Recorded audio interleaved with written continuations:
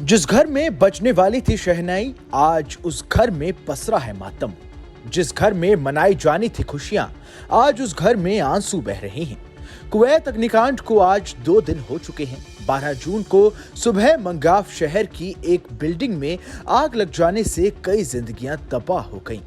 ये आग कितनी भीषण थी, इसका अंदाजा इस बात से लगाया जा सकता है कि इस अग्निकांड में मारे गए लोगों की लाशों की पहचान अभी तक नहीं हो पा रही है।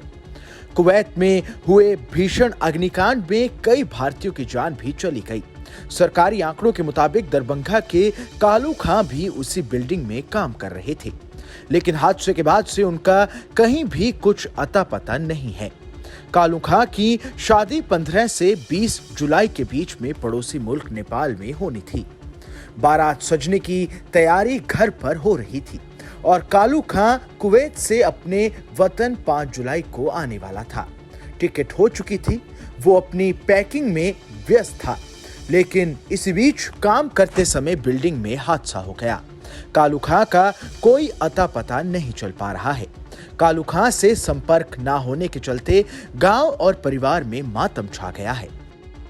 कालू खां दरभंगा जिले के सदर प्रचंड क्षेत्र के नैनाघाट गांव के वार्ड नंबर 6 का रहने वाला है। वो 7 भाई और 5 बहन में इकलौता कमाने वाला था, जिससे उनके घर की रोजी रोटी चलती थी।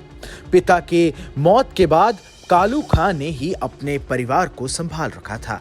कालू खां की मां बताती हैं कि बेटे से बात हुई थी, घर में बिजली की वायरिंग करानी थी और उसने ही कुवैत से फोन करके मिस्त्री को घर पर बुलाया था।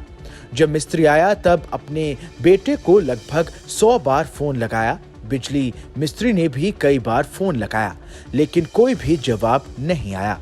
शाम के वक्त गांव के लोगों से पता चला कि जिस मॉल में कालू खां काम करता था उसमें आग लग गई और कई भारतीय लोगों की जलकर मौत हो गई।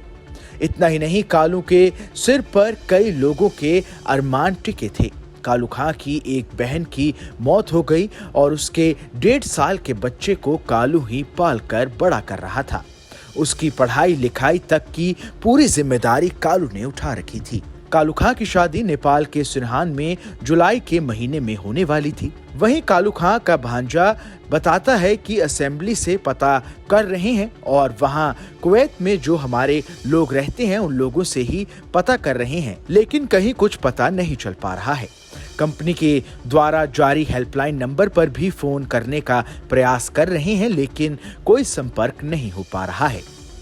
कालू खां का कोई भी पता नहीं चल पा रहा है। जिस रात वहां हादसा हुआ उस रात 11 बजे रात तक उससे बात हुई है। मोहल्ले गांव के लोगों से भी बात हुई है। सुबह में पता चला कि उसकी कंपनी में आग लग गई है। इस खबर में बस इतना ही।